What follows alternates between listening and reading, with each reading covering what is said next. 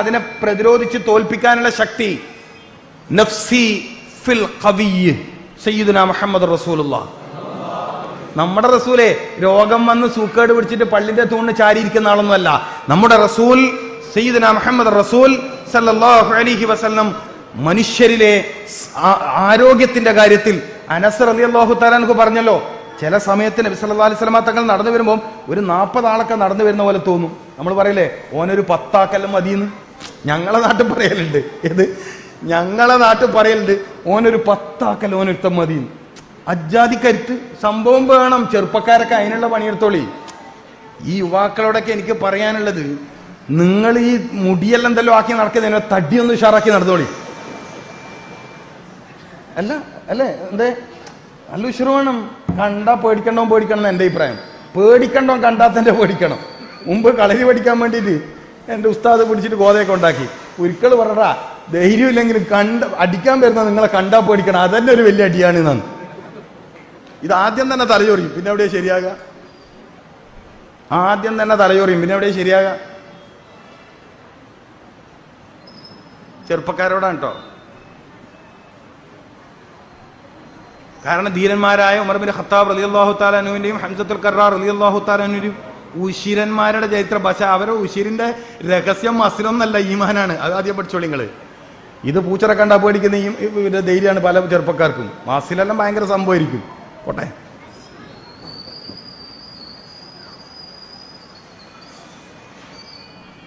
അതല്ലേ എന്തെങ്കിലുമൊക്കെ നിയമമൊക്കെ വന്നു പറയുമ്പോൾ നമുക്ക് ബേജാറ് വരുന്നത്. ആർത്തിരമ്പുന്ന കടൽ തിരമാലകൾക്ക് മുമ്പിൽ പേടിക്കാത്തവരാണ് നമ്മുടെ പൂർവികർ. അറിയോ നിങ്ങൾക്ക്? പേടി പറയരുത് ഈ ഉമ്മത്തിന്റെ മുമ്പിൽ. ഈ ഉമ്മത്തിനാരും പേടിപ്പിക്കരുത്. ഉള്ളാളത്ത് മറവിട്ട് കിടക്കുന്ന സയ്യിദ് മദനി എന്ന് പറയുന്ന ആ വലിയ എങ്ങനെ അവിടെ എങ്ങനെയാ വന്നിരിക്കുന്നത്? അതായത് നമ്മുടെ ഒരു പാരമ്പര്യം അതാണ്. ഉശിരിന്റെ, ഉണർവിന്റെ, തടുക്കേണ്ടവനെ തടുക്കുന്നതിന്റെ, നിലക്ക് നിർത്തേണ്ടവനെ നിലക്ക് നിർത്തുന്ന ഒരു പാരമ്പര്യമുണ്ട്. പക്ഷെ അതിൻ്റെ ഒരു എസൻസ് ഈമാനാണ്. അതുണ്ടെങ്കിൽ നിങ്ങൾ ഈ വർത്താനം പറയണ്ട. ഇല്ലെങ്കിൽ പിന്നെ മുണ്ടാട്ട് എന്നിട്ട് ഉള്ള കടലാസിലൊക്കെ ഒപ്പിടുന്ന തന്നെയാണ് നല്ലത്. വെറുതെ ചൊറക്ക് വെക്കണ്ട. ഉള്ള കടലാസിൽ ഒപ്പിട്ട് തീർന്ന് വെള്ളക്കൊടി കാണിച്ചാൽ പിന്നെ യുദ്ധമില്ലല്ലോ. കഴിയുന്ന പണിയെടുത്താൽ മതിയെന്ന്. അപ്പോ സിഹത്ത്, കുവ്വത്ത്, നശാത്ത് ഇബാദത്തിന് ഇത് അനിവാര്യമാണ്. ഫത്ഹുൽ മുഈൻ എന്ന ലോക പ്രശസ്തമായ കർമ്മശാസ്ത്ര ഗ്രന്ഥത്തിൽ നിസ്കാരത്തിലേക്ക് പോകുന്നതുമായി ബന്ധപ്പെട്ട് മഹാനവറുകൾ എഴുതി വെച്ച ഒരു മത്തനെന്താ? ബി നശാത്തിൻ, ഉണർവോടെ, ഉന്മേഷത്തോടെ. ഇപ്പൊ എത്രാക്കാണ് കാലിന് വെജ്ജ എങ്ങനെയപ്പ നിസ്കരിക്കാണ്ടിരിക്കാന്ന് പറഞ്ഞിട്ട് എടങ്ങേറായിട്ടാണ് നിസ്കരിക്കാൻ പോണത്. എങ്ങനെയെങ്കിലും ഒന്ന് സലാം വീട്ടി കിട്ടിയാൽ മതി എന്നാണ് പലരും ആഗ്രഹിക്കുന്നത്. ദയവേത് ഉസ്താദുമാരും നിസ്കാരത്തിൽ വലിയ സൂറത്ത് ഓതിയാക്കരുതേ. ഇത് കാലം വളരെ രോഗികളെ പ്രയാസം. നിങ്ങൾ ഓതരുത്, ആരും ഓതരുത് ഉസ്താദെ. ഏതെങ്കിലും ഓതുന്ന ഇമാം ഉണ്ടെങ്കിൽ അത് നിർത്തണം. ചില കമ്മിറ്റിക്കാർക്ക് ഒരു പൂതിയുണ്ട്, ഇത് നല്ലോണം ഓതുന്ന മൊയ്ലാറ ഇമാമാക്കി നിർത്താൻ. രണ്ടിനെയും പുറത്താക്കണം. മഹലിന്ന് രണ്ടിനെയും പുറത്താക്കണം. പറ്റൂല. മുട്ടുവേദനക്കാര്, നിൽക്കാൻ പറ്റാത്തവര്, വേദനിക്കുന്നവര്, എന്നിട്ട് മൊയ്ലിയാർ അങ്ങോട്ട് മെഹ്റാബിൽ എന്നിട്ട് ഓതാണ്. ഇയാളിങ്ങനെ ഓത്ത് പഠിച്ചിട്ടേ മൂപ്പർക്ക് ഇങ്ങനെ ഓതലുണ്ട്. നല്ല മൈക്കും എക്കോ. ആ എക്കോ മൈക്കാതെ ഒഴിവാക്കണം പള്ളിയിൽ. ചെറിയ സൂറത്ത് തപ്പിപ്പിടിച്ച് ഖുർആൻ ഓതുക. ഈ കാലം സൂക്കേട്, മുട്ടുവേദന, കാലുവേദന, കാലിന് നീര്, പെട്ടെന്ന് മൂത്രയിക്കാൻ പോകേണ്ടവര്, എന്നിട്ടാ ഓത്ത് വലുത്. അവൻ ടൗൺ പള്ളിന്ന് ടൗണാണ്. ഫിഖ് മാനിക്കാതെ ഇസ്ലാം ഉണ്ടോ? അതുകൊണ്ട് ദയവിതെല്ലാം ഉസ്താദന്മാരോട് ഒന്ന് പറയണം ഓത്ത് ചുരുക്കാൻ. നിസ്കാരം തീർത്തു കൊടുക്കുക നിങ്ങൾ. കാരണം ജനങ്ങൾക്ക് കഴിയുന്നില്ല. പിന്നെ അമ്പകയിൽ നിസ്കാരത്തോട് ഒരു വെറുപ്പ് വരണ്ട. ശ്രദ്ധിക്കേണ്ട കാര്യമാണ് ഞാൻ പറയുന്നത്. ഞാൻ ഫിഖ് പറഞ്ഞു കേട്ടോ. നിങ്ങൾക്ക് ആർക്കൊന്നും തോന്നേണ്ട ഇത് വെറുതെ പറഞ്ഞാണ്. ഞാൻ ഫിഖ് പറഞ്ഞത് ആലിമീങ്ങൾ ഇരുത്തിയിട്ടാണ് സംസാരിക്കണത്. അല്ലാന്ന് പറയും മഹല്ലുകളുടെ കത്തിയുമാരല്ലേ ഇരിക്കണത്. അല്ലാന്ന് പറയും ഫുഖഹാക്കൾ അങ്ങനെ പറഞ്ഞിട്ടില്ല എന്ന് പറയും. മനുഷ്യനെ പരിഗണിക്കുക എന്നതാണ് മതം. മനുഷ്യനെ എളുപ്പം ചെയ്തു കൊടുക്കലാണ് മതം. യുരീദുല്ലാഹു ബിക്കുമുൽ യുസ്ർ. അള്ളാഹു നിങ്ങൾക്കൊക്കെ എളുപ്പം ഉദ്ദേശിക്കണേ. എന്നാൽ ചില ആളുകൾ അത് വിട്ടുകൊടുക്കൂല. ചില ആളുകൾ അങ്ങോട്ട് ഇടങ്ങാറാക്കും. സുബീന്റെ ഒക്കെ നിസ്കാരത്തിന് പോയാൽ പെട്ട് അങ്ങോട്ട് ഓത് തന്നെ. മുമ്പ് നിൽക്കാതിരിക്കാൻ മുട്ടുവേദന ഉള്ളത്. 10-15 കൊല്ലം മുമ്പ് നിങ്ങൾ തബാറക്ക് ഓതിക്കോളി, പ്രശ്നമില്ല. അന്ന് മുട്ടുവേദന ഉണ്ടോ? ഇടങ്ങേറാക്കരുത് മനുഷ്യന്മാരെ. സയ്യിദുനാ മുഹമ്മദ് റസൂലുള്ളാഹി സ്വല്ലല്ലാഹു അലൈഹി വസല്ലമ തങ്ങൾ എല്ലാവർക്കും എളുപ്പം ചെയ്തു കൊടുത്ത നായകനാണ്, ദൂതരാണ്. നിങ്ങളായിട്ട് ഇടങ്ങേറാക്കരുത്. അള്ളാഹു എല്ലാവർക്കും എളുപ്പം പ്രദാനം ചെയ്യട്ടെ കേട്ടോ. ഒക്കെ നിയമമായിട്ട് തന്നെ വരണം എൻ്റെ അഭിപ്രായം. അപ്പം അൽഹംദുലില്ലാഹില്ലദി അഹ്യാനി എന്നതിൽ പരിശുദ്ധ റസൂലുള്ളാഹി സ്വല്ലല്ലാഹു അലൈഹി വസല്ലമ തങ്ങൾ പ്രഭാതത്തിലെ പ്രാർത്ഥനയായി, ഉണർവിന്റെ സമയത്തെ പ്രാർത്ഥനയായി പഠിപ്പിച്ചതിൽ നിന്റെ ശരീരത്തിലെ ജീവനെ ശക്തിപ്പെടുത്തുന്ന വലിയ രഹസ്യങ്ങളുണ്ട്. ഇമാം ഷാഫിഈ റളിയല്ലാഹു തആല അൻഹു ആരോഗ്യത്തിന് 4 തത്വങ്ങൾ പറഞ്ഞു, 4 എണ്ണം. ഇമാം ഷാഫിഈ റളിയല്ലാഹു തആല അൻഹു ഒരു മനുഷ്യൻ ആരോഗ്യവാനാകുന്നതിന്റെ 4 തത്വങ്ങൾ അവതരിപ്പിച്ചിട്ടുണ്ട്. ഷാഫിഈ റളിയല്ലാഹു തആല അൻഹുവിനെ കേൾക്കാത്തവരുണ്ടോ? ഇല്ല. ഇതിൽ ഒന്ന് പ്രഭാതത്തിലെ ഉണർച്ച. ഇസ്ലാമിക സമൂഹത്തിന്റെ വളർച്ചയുടെ വലിയ രഹസ്യങ്ങൾ അറിയാൻ പരിശ്രമം നടത്തി പഠിച്ച ചില ആളുകൾ കണ്ടെത്തിയത് അവരുടെ പ്രഭാതത്തിലെ ഉണർച്ചയാണ് ഒന്നാമത്തെ കാരണം പറഞ്ഞത്. പ്രഭാതത്തിലെ ഉണർച്ച, ഫജ്റിന്റെ നേരത്തെ ഉണർച്ച. അപ്പൊ രോഗികൾ നിർബന്ധമായും ഫജ്റിൽ ഉണരണം, എന്നാ സൂക്കേട് കുറയും. കാരണം സൂക്കേട് കുറയാൻ സഹായിക്കുന്ന ഒരു പ്രത്യേക സംവിധാനം അല്ലാഹു സുബ്ഹാനഹു വ തആല ഈ വായുമണ്ഡലത്തിൽ സ്വർഗീയ പരിമളമായി ഒരുക്കിയത് ഫജ്റിലാണ്. അതുകൊണ്ടാണ് ആ സമയത്ത് ഉറങ്ങിപ്പോകുന്നതിനെ തൊട്ട് നമ്മുടെ ഉസ്താദുമാർ നമുക്ക് ദുആ ചെയ്യുന്നത് എന്ത്? അല്ലാഹുമ്മ നബ്ബിഹിനാ അൻ നൗമത്തിൽ ഗാഫിലിൻ. അല്ലാഹുവേ, ഉറക്കം തൂങ്ങിപ്പോകുന്ന അവസ്ഥയെ തൊട്ട് ഒന്ന് ഉണർത്തി തരണേ. കാരണം ഉണരേണ്ട സമയത്ത് ഉണർന്നിട്ടില്ലെങ്കിൽ ചിലത് നഷ്ടപ്പെട്ടു പോകും. അതിൽ ഏറ്റവും വലുതാണ് ആരോഗ്യം. മനസ്സിലാവാണ്ടോ? ഞാൻ സ്പീഡായി പോയോ? സ്പീഡായി. അതായത് അല്ല, പറയുന്നത് ഓരോന്നും പഠിച്ചിട്ടില്ലെങ്കിൽ എൻ്റെ ഈ പരിശ്രമം നഷ്ടത്തിലായി പോകുകൊണ്ടാണ്. നിങ്ങൾക്ക് തോന്നി ഇതെന്തെല്ലാം ആവർത്തിച്ച് പറയുന്നത്. ഹത്താ തഫ്ഹമ അൻഹു അആദഹ തലാസൻ ഹത്താ തഫ്ഹമ അൻഹു. അതാ കലാമ് കേട്ടാ. ഉസ്താദ്മാർക്ക് മനസ്സിലായില്ല ഞാൻ പറഞ്ഞത്. ആവർത്തിച്ച് പറയുന്നത് കൗമിന് തിരിയാൻ തന്നെയാണ്, കൗമിൽ അത് സ്ഥിരപ്പെടാനാണ്. അത് റസൂലുള്ളാഹി സ്വല്ലല്ലാഹു അലൈഹി വസല്ലമ തങ്ങളുടെ ശൈലിയാണ്. നമ്മുടെ വിഷയം പ്രഭാതത്തിൽ ഉണ്ടത്രേ, അൽഹംദുലില്ലാഹിൽ ഉണ്ടത്രേ. ഇമാം ഷാഫിഈ റളിയല്ലാഹു തആല അൻഹുവിലേക്ക് അതിനിടയിൽ ഒന്ന് പോയതാ. എന്തിനാ പോയത്? 4 വലിയ തത്വങ്ങൾ ആരോഗ്യ വിഷയത്തിൽ അവതരിപ്പിച്ച മഹാനായ വൈദ്യശാസ്ത്ര പണ്ഡിതനാണ് ഇമാമുന ഷാഫിഈ റളിയല്ലാഹു തആല അൻഹു. നമ്മളിൽ പലരുടെയും ധാരണ ഇമാം ഷാഫിഈ റളിയല്ലാഹു ഫിഖ്ഹിന്റെ കുറച്ച് കിതാബെല്ലാം എഴുതിയ ആളാണെന്നാ. ആണ് അല്ലാന്നല്ല. എന്നാൽ വൈദ്യശാസ്ത്രത്തിലെ മഹാതത്വങ്ങൾ അവതരിപ്പിച്ച വലിയ സയന്റിസ്റ്റ് ആയിരുന്നു, ശാസ്ത്രജ്ഞനായിരുന്നു മഹാനായ ഇമാം ഷാഫിഈ റളിയല്ലാഹു തആല അൻഹു. ആ മഹാനുഭാവൻ കുറെ ഫോർമുലകൾ മുന്നോട്ട് വെച്ചിട്ടുണ്ട്. അതിലൊന്നാണ് പ്രഭാതത്തിലെ ഉണർച്ച. ഏത് പ്രഭാതത്തിലെ? സൂര്യൻ ഉദിച്ചാലും പ്രഭാതം തന്നെയാണ്. സൂര്യൻ ഉദിച്ചാലും പ്രഭാതം തന്നെയാണ്. പക്ഷെ പ്രഭാതം, പൂർവപ്രഭാതം, ആദി പ്രഭാതം, പ്രഭാതം, 3 എണ്ണം. പ്രഭാതം എത്രണ്ണായി? അതായത് ഫജ്ർ സ്വാദിക്ക് സുബീന്റെ ബാങ്ക് കൊടുത്ത പാടുള്ള സമയം, പിന്നെ സൂര്യൻ ഉദിച്ചിട്ടുള്ള സമയം. മനസ്സിലാകുന്നില്ല എന്ന് തോന്നുന്നല്ലോ. ചിലതങ്ങോട്ട് ശരിയാവുന്നില്ല എന്ന് തോന്നുന്നല്ലോ. ഇശാഇന്റെ വഖത്ത് അവസാനിച്ച് എന്താ സുബീന്റെ സമയം ആയോ? ഇല്ല. ഫജ്റിന്റെ സലാത്തില്ലേ, തഹജ്ജുദ് നിസ്കരിക്കുന്ന സമയമില്ലേ, അതന്നെ. നമ്മളെല്ലാരും ആ 4 മണിക്ക് എണീക്കുണ്ടല്ലോ, അതന്നെ സമയം. ഈ സമയത്തെ ഉണർവ് ബുദ്ധിശക്തി, ഓർമ്മശക്തി, ഹൃദയശക്തി, മസ്തിഷ്ക ശക്തിയൊക്കെ നിങ്ങൾക്ക് ഉണ്ടാക്കി തരും. ഹൃദയത്തെ ബലപ്പെടുത്തും, മസ്തിഷ്കത്തെ ശക്തിപ്പെടുത്തും. ഇത് രണ്ടും ബലപ്പെട്ടാൽ നിങ്ങളുടെ ശരീരം മുഴുവൻ സലാമത്തായില്ലേ? ഞാൻ നേരത്തെ പറഞ്ഞില്ലേ, ബാങ്ക് കേൾപ്പിക്കലുടെ ഹൃദയം വഴി മസ്തിഷ്കത്തെ ബലപ്പെടുത്തിക്കൊണ്ട് ശരീരത്തിന്റെ സർവ്വ അവയവങ്ങളെയും ശക്തിപ്പെടുത്തുക എന്ന ഒരു വലിയ രഹസ്യമാണ് ഇസ്ലാം മുന്നോട്ട് വെച്ചത്. ജനിച്ച് ഉമ്മാന്റെ പള്ളയിൽ അള്ളാന്റെ ഒരു പ്രത്യേകമായ തർബിയത്തിൽ, ഒരു പ്രത്യേക സംരക്ഷണത്തിൽ ജീവിച്ച മനുഷ്യൻ വായുവും വെള്ളവും വെളിച്ചവും ഇരുട്ടും ഒക്കെ ഉള്ള ഒരു പ്രത്യേക ലോകത്തേക്കാണ് വരുന്നത്. ഇവിടെ ഒറ്റ ടൈപ്പാണ്. എവിടെ? ഉമ്മാന്റെ പള്ളയിൽ ഒറ്റ ടൈപ്പാണ്, ഒരു കാലാവസ്ഥയാണ്. എന്നാൽ നീ ജനിച്ചു വീണ ഭൂമിയിലോ ഇടക്ക് വെളിച്ചം, ഇടക്ക് ഇരുട്ട്, ഇടക്ക് ചൂട്, ഇടക്ക് തണുപ്പ്. മനസ്സിലാകുന്നുണ്ടോ? ഈ ഒരു അവസ്ഥയോട് നിന്റെ ശരീരത്തിന് ഈ അവസ്ഥകളോട് പിടിച്ചു നിൽക്കാൻ കഴിയണമെങ്കിൽ നീ ആദ്യം അള്ളാഹുവുമായി ബന്ധപ്പെട്ട കലാമ് കേൾക്കണം. ഈ ലോകത്തെ ഏറ്റവും വലിയ ശക്തി വാക്കുകൾക്കാണ്. ഈ ലോകത്തെ ഏറ്റവും വലിയ ശക്തി വാക്കുകൾക്കാണ്. അള്ളാഹുവിന്റെ ഒരു വാക്കിൽ നിന്നാണ് ഈ പ്രപഞ്ചമുണ്ടായത്. അള്ളാഹു കുൻ എന്ന് പറഞ്ഞപ്പോഴാണ് ഈ പ്രപഞ്ചമുണ്ടായത്. അള്ളാഹു കുൻ എന്ന് പറഞ്ഞപ്പോഴാണ് പ്രപഞ്ചത്തിലെ ആദ്യത്തെ കഅബാലയം ഉണ്ടായത്. ഫൈദാ അറാദ ശൈഅൻ യഖൂല ലഹു കുൻ ഫയകൂൻ. ഭൂമിയിലെല്ലാം ഉണ്ടാവുന്നത് കുൻ എന്നതിന്റെ പിറകെയാണ്. ഭൂമിയിലെല്ലാം ഉണ്ടാകുന്നത് കുൻ എന്നതിന്റെ പിറകെയാണ്. കുൻ എന്ന് പറഞ്ഞാൽ ഫയകൂനു. അപ്പൊ കുൻ എന്ന് പറയണമെങ്കിൽ അള്ളാഹു ഉദ്ദേശിക്കണം.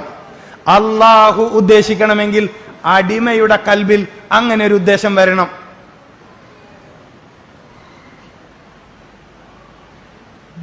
അപ്പൊ പ്രഭാതത്തിലെ ഉണർവ്, പ്രഭാതത്തിലെ ഭക്ഷണം, പ്രഭാതത്തിലെ ജോലി, പ്രഭാതത്തിലെ വായന, 4 കാര്യങ്ങളാണ് ഒരു മനുഷ്യനെ ആരോഗ്യവാനാക്കുന്നത് എന്ന് ഇമാം ഷാഫി റളിയല്ലാഹു തആല അൻഹുവിൽ നിന്ന് പഠിക്കാൻ കഴിയും.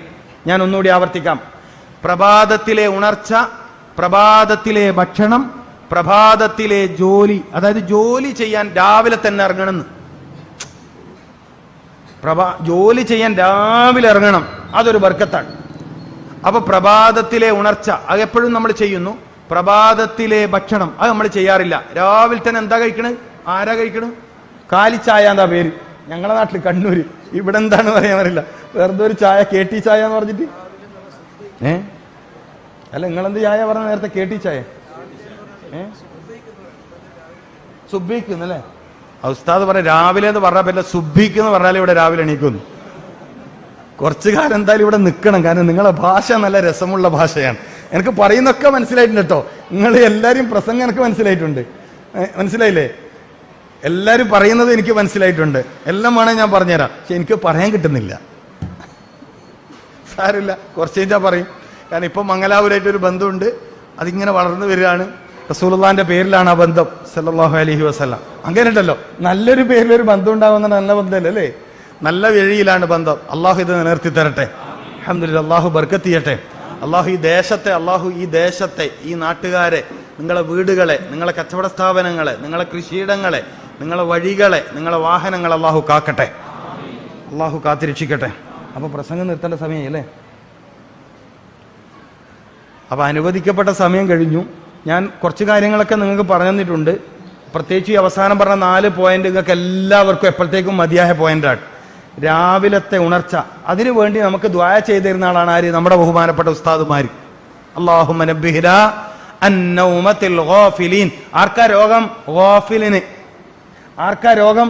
ഗാഫിലിന്. വലാ തകും മിനൽ ഗാഫിലീൻ. ആർക്കാ രോഗം?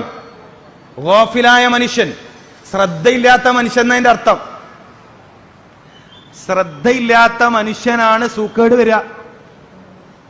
വലാ തകും മിനൽ ഗാഫിലീൻ എന്നത് ഖുർആനിലെ ഒരു ആയത്താണ്. നിങ്ങൾ അശ്രദ്ധയുള്ളവരുടെ കൂട്ടത്തിൽ പെട്ടുപോവല്ലേ.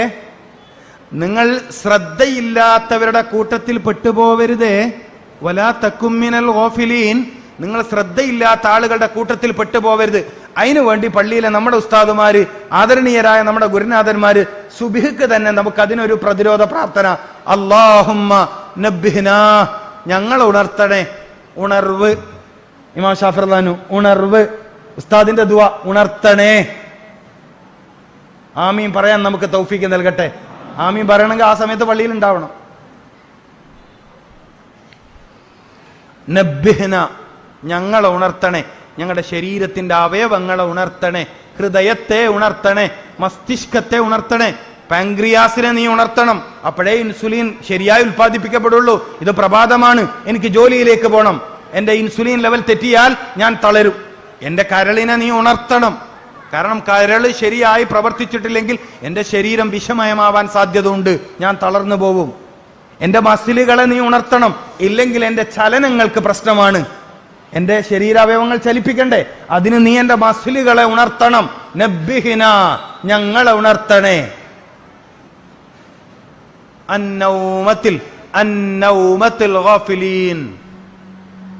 ശ്രദ്ധയില്ലാത്ത മനുഷ്യന്മാര് ഉറക്കം തൂങ്ങണ പോലെ, ഉറങ്ങണത് പോലെയുള്ള അവസ്ഥയിൽ ഞങ്ങളെ നീ ഉണർത്തി തരണേ അല്ലാഹ്. എന്തിനാ ഇത് ദ്വാരക്കണത്? വലാ തകും മിനൽ ഗാഫിലീൻ എന്ന് അല്ലാഹ് പറഞ്ഞിട്ടുണ്ട്. എന്താ അങ്ങനെ പറയാൻ കാരണം? ഗാഫിലിനാണ് രോഗം. അടിസ്ഥാനപരമായി ഇസ്ലാമിക വൈദ്യശാസ്ത്ര പ്രകാരം ആർക്കാ രോഗം? ഗാഫിലിന്, അശ്രദ്ധയുള്ളവർക്ക്. അള്ളാഹു ശ്രദ്ധയുള്ളവരുടെ കൂട്ടത്തിൽ നമ്മളെല്ലാവരെയും ഉൾപ്പെടുത്തി തരട്ടെ. അപ്പൊ നിങ്ങൾ അൽഹംദുലില്ലാ നന്നായി പറയണം. എൻ്റെ പ്രിയപ്പെട്ട മുഅ്മിനീങ്ങളെ, 2-3 കാര്യങ്ങൾ കൂടി ഞാൻ അതിനോട് ചേർത്തി പറഞ്ഞ് എൻ്റെ പ്രസംഗം നിർത്താം, അല്ലെങ്കിൽ ഞാൻ നിങ്ങളെ ബുദ്ധിമുട്ടിക്കലായി പോവും. അങ്ങനെ പാടില്ലല്ലോ.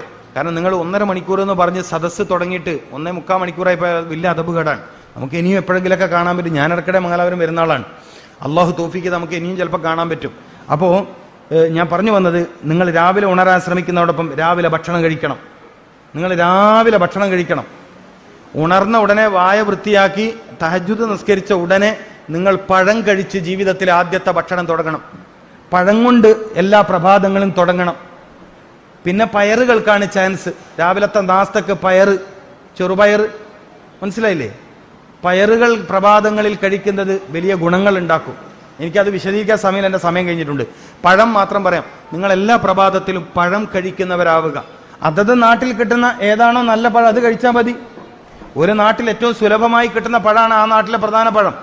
ഒരു നാട്ടിൽ എപ്പോഴും ചക്ക മാത്രമേ കിട്ടൂ, അത് മതി. ചക്കക്ക് വലിയ ഗുണമുണ്ട്, വലിയ ഗുണമുണ്ട്. ചക്കയുടെ പച്ച ചുള, പച്ചയില്ലേ, പച്ച പഴുക്കാത്ത ചക്ക, അത് കഴിക്കുന്നത് പ്രമേഹ രോഗിക്ക് വലിയ ഗുണമുണ്ടാക്കും. വിഷയങ്ങൾ പറയാൻ എനിക്ക് സമയമില്ല, മനസ്സിലാക്കാനുണ്ട്. അള്ളാഹു എല്ലാ ഭക്ഷണങ്ങളിലൂടെയും മനുഷ്യര് രോഗത്തെ തടഞ്ഞു നിർത്തിയിട്ടുണ്ട്. രോഗം തടയാൻ മരുന്നിന്റെ ആവശ്യമില്ല. അതുകൊണ്ടാണ് ഞങ്ങളത് പറയുന്നത്. രോഗം തടയാൻ ഭക്ഷണവും പ്രാർത്ഥനയുമാണ് വേണ്ടത്, മരുന്നല്ല. രോഗം തടയാൻ, രോഗവിഭാടനത്തിന് മരുന്നിന്റെ ആവശ്യമില്ല, ഭക്ഷണം മതി. അല്ലാഹു ലതീഫും ബിഇബാദിഹി യർസുഖു മൻ യശാ വഹുവൽ ഖവിയുൽ അസീസ്. വഹുവൽ ഖവിയുൽ അസീസ് എന്ന് പറഞ്ഞ എന്തിനാ? മനുഷ്യനെ കവിയാക്കന്നെ. കവി എന്ന് പറഞ്ഞാൽ പ്രതിരോധമുള്ള ആളാക്കന്നെ. എന്ത് പറഞ്ഞിട്ട്? ഭക്ഷണം കൊടുക്കുന്ന കാര്യം പറഞ്ഞിട്ടാണ് ഈ പറയണത്. അള്ളാഹു ഭക്ഷണം കൊടുക്കണം. ഭക്ഷണം എന്തിനാ? രോഗം വരാതെ തടിയെ നോക്കാൻ. വെള്ളം എന്തിനാ? രോഗം വരാതെ തടിയെ കാക്കാൻ. അപ്പം ശരീരത്തിൽ രോഗം വരാൻ മരുന്ന് എന്ന ഒരു ആവശ്യമില്ല. ശരീരത്തിൽ രോഗം വരാതിരിക്കാൻ പ്രാർത്ഥന കഴിഞ്ഞാൽ പിന്നെ ഭക്ഷണമാണ് വേണ്ടത്. ഭക്ഷണം കഴിക്കുക എന്നുള്ളതാണ്. മഹാനായ ഇമാം റംലി റഹ്മത്തുള്ളാഹി അലൈഹിയോട് ജൂതനായ ഒരു സഹോദരൻ ചോദിച്ചു, നിങ്ങളുടെ ഖുർആൻ എല്ലാം ചർച്ച ചെയ്തു എന്നല്ലേ പറയണത്? മനുഷ്യ ജീവിതത്തിന് ആവശ്യമായ എല്ലാ കാര്യവും ചർച്ച ചെയ്ത ഗ്രന്ഥം എന്നാണല്ലോ നിങ്ങളുടെ ഖുർആനെ കുറിച്ച് പറയുന്നത്. അല്ലയോ റംലി, രോഗം വരാതിരിക്കാൻ വല്ല വഴിയും നിങ്ങളുടെ ഖുർആൻ പറഞ്ഞിട്ടുണ്ടോ? മഹാനായ ഇമാം റംലി റഹ്മത്തുള്ളാഹി അലൈഹി പറഞ്ഞു, കുലു വഷ്റബു വലാ തുസ്രിഫു. ഖുർആൻ പറഞ്ഞത് ഇങ്ങനെയാണ്, നീ ഭക്ഷണം കഴിക്കുക, രോഗം വരാതിരിക്കാൻ ഖുർആന്റെ ഫോർമുല. ഇതിനേക്കാൾ വലിയൊരു ശാസ്ത്രമുണ്ടെന്ന് വിശ്വസിക്കാൻ ജലീൽ ദാരിമിക്ക് കഴിയില്ല, എനിക്ക് കഴിയില്ല. നിങ്ങൾ എന്തോ ആണെന്ന് എനിക്കറിയില്ല. ഖുർആനേക്കാൾ വലിയൊരു സയൻസ് ഉണ്ടെന്ന് വിശ്വസിക്കാൻ എനിക്ക് കഴിയില്ല. കാരണം ഞാൻ തൗഹീദ്, എന്റെ ആദർശം തൗഹീദാണ്. ലാ ഇലാഹ ഇല്ലല്ലാഹ്, അല്ലാഹു അല്ലാതെ ആരാധനക്കർഹൻ വേറെ ഇല്ലെന്ന് വിശ്വസിക്കുന്ന ആളാണ്. അപ്പൊ എന്റെ സയൻസ് ഖുർആൻ. നബി സല്ലല്ലാഹു അലൈഹി വസല്ലമ തങ്ങളും സഹാബത്തെ കിറാമും എന്നെ പഠിപ്പിച്ച, എന്റെ ഉസ്താദുമാരെ പഠിപ്പിച്ച, എന്റെ മഹാനായ ശൈഖുന PKP ഉസ്താദ്, അള്ളാഹു ദീർഘായുസ്സും ആഫിയത്ത് കൊടുക്കട്ടെ, എന്റെ മറ്റു മഹാന്മാരായ ഗുരുനാഥന്മാരിലൂടെ എനിക്ക് കിട്ടിയ സയൻസ് ഖുർആൻ. ഖുർആനിന്റെ സയൻസ്. യൂറോപ്യന്റെ സയൻസ് വേറെയാണ്, അത് ഖുർആനികമല്ല. ഖുർആനിൽ നിന്ന് വഴി പിരിഞ്ഞു പോയതാണ്. ഖുർആനാണ് മാതൃക, ഖുർആനിൽ നിന്ന് വഴി പിരിഞ്ഞു പോയതാണ്. ഭാരതീയന് ഒരു സയൻസ് ഉണ്ട്, ഭാരതീയർക്ക് ശാസ്ത്രമുണ്ട്. നാം ജീവിക്കുന്ന രാജ്യത്തിന് ഒരു സയൻസ് ഉണ്ട്. ഈ രാജ്യത്ത് ജീവിച്ചു പോയ സന്യാസി വര്യന്മാർ, മഹർഷിമാർ, മുനിമാർ, യോഗി വര്യന്മാർ, മഹത്തുക്കൾ ചിട്ടപ്പെടുത്തിയ ഒരു ശാസ്ത്രം ഈ ഭാരതീയ നാട്ടിനുണ്ട്. അപ്പൊ നമ്മുടെ സയൻസ് വിശ്വാസപരമായി, ആദർശപരമായി, ഈമാനികമായി ഖുർആനാണ്. ഖുർആനിൽ രോഗം വരാതിരിക്കാനുള്ള വല്ല വഴിയും എഴുതി വെച്ചിട്ടുണ്ടോ എന്ന് ജൂതനായ സഹോദരൻ ചോദിച്ചപ്പോ മഹാനായ ഇമാം റംലി റഹ്മത്തുള്ളാഹി അലൈഹി പറഞ്ഞ മറുപടി ഉണ്ട്, ഖുർആനിൽ പറഞ്ഞിട്ടുണ്ട്. എന്നാ പറഞ്ഞേരി. കുലു, നീ ഭക്ഷണം കഴിക്കുക, വശ്റബു, നീ വെള്ളം കുടിക്കുക, വലാ തുസ്രിഫു, ഭക്ഷണം കഴിക്കുന്നതിലും വെള്ളം കുടിക്കുന്നതിലും നീ അമിതം ചെയ്യാതിരിക്കുക.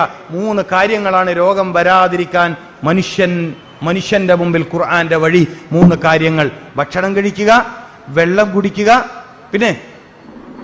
പിന്നെന്താണ്?